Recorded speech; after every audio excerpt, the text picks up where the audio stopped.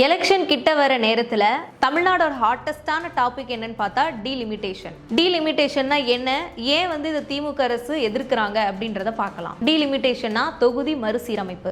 இப்போ நாடாளுமன்றத்தில் 543 MP seeds இருக்கு, அதுல 39 தமிழ்நாட்டுக்குன்னு இருக்கு. இப்போ இந்த பில் பாஸ் ஆச்சுன்னா 850 இன்க்ரீஸ் ஆகும். இதனால நார்த் இந்தியன்ஸ்க்கு அதிகமான எம்பி சீட்ஸ் இன்க்ரீஸ் ஆயிடும், தமிழ்நாட்டுக்கு இதோட கொஞ்சோண்டு இன்க்ரீஸ் ஆகும் அப்படின்றத சொல்றாங்க. ஸோ இது இப்போ இன்க்ரீஸ் ஆயிடுச்சு அப்படின்னா தமிழ்நாட்டுக்குள்ள இப்போ வரைக்கும் பாஜக கால் வைக்க முடியல.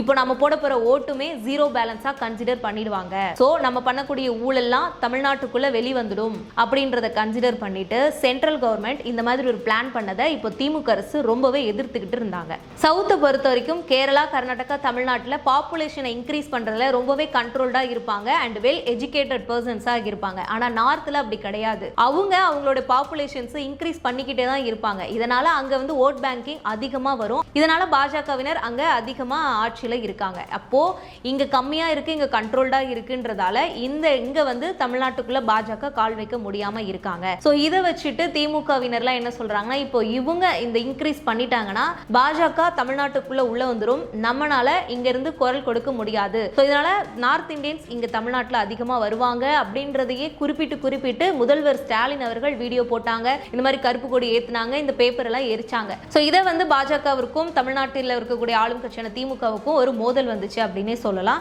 ஆனா இதுக்கு முன்னாடி இந்த தமிழ்நாட்டோட பாப்புலேஷன் எவ்வளவு இருந்துச்சு அப்படின்றத பார்க்கலாமா. 1947 தமிழ்நாட்டோட பாப்புலேஷன் 30 கோடி இருந்துச்சு. ஸோ அப்போ பார்லிமெண்ட்ல சீட் பார்த்தீங்கன்னா 489 இருந்துச்சு.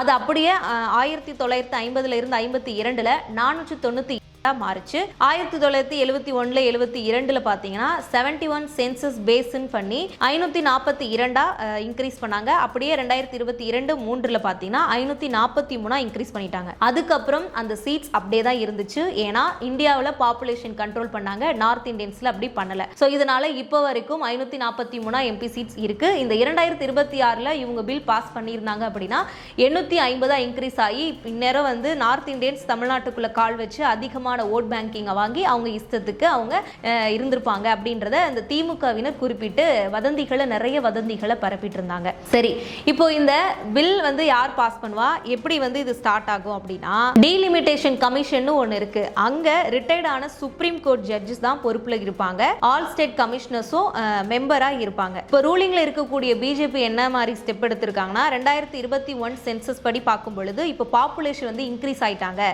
அதனால நம்ம இந்த வந்து நாடாளுமன்றத்தில் இந்த சீட்ஸ் எம்பி சீட்ஸ் இன்க்ரீஸ் பண்ணணும்னு இந்த மாதிரி ஒரு பில்லை வந்து கொண்டு வந்தாங்க. ஸோ இதுக்கு தான் திமுகவினர் அதிகமாக எதிர்த்துக்கிட்டு இருந்தாங்க. அது மட்டும் இல்லாமல் 2023 உமன் ரிசர்வேஷன் பில் அப்படின்றது ஒன்று பாஸ் ஆயிருக்கு. அதனால 33% பெண்களுக்கான உரிமைன்னு சொல்லியிருந்தாங்க நாடாளுமன்றத்தில்.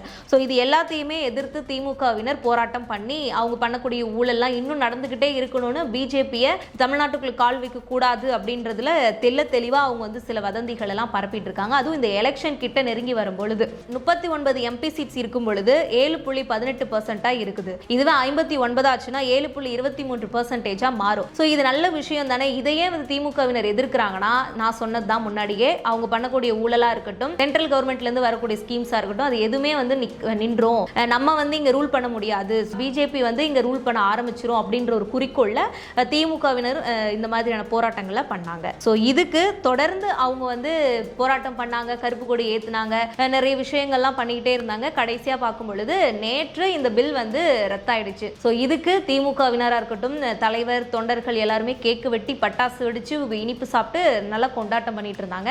நேற்று வந்து மேடையில் இது ரத்தானதுக்கு அப்புறம் ஒரு நல்ல செய்தி வந்திருக்குன்னு சொல்லிட்டு அந்த செய்திகள்லாம் வாசிச்சாரு. ஸோ அந்த வீடியோ, தமிழ்நாட்டுக்கு எதிராக கருப்பு சட்டம் கொண்டு வந்தாங்க நாடாளுமன்றத்தில், நீங்க பார்த்திருப்பீங்கல்ல, அதுல நாம கொண்டு வந்த தீர்மானம் தோற்கடிக்கப்பட்டு நாம் அதில் வெற்றி பெற்றோம். ஸோ இதுக்கப்புறம் இந்த மாதிரியான பில் ரத்தானதுக்கு உங்களுடைய கருத்து என்னன்னு கமெண்ட் பண்ணுங்க.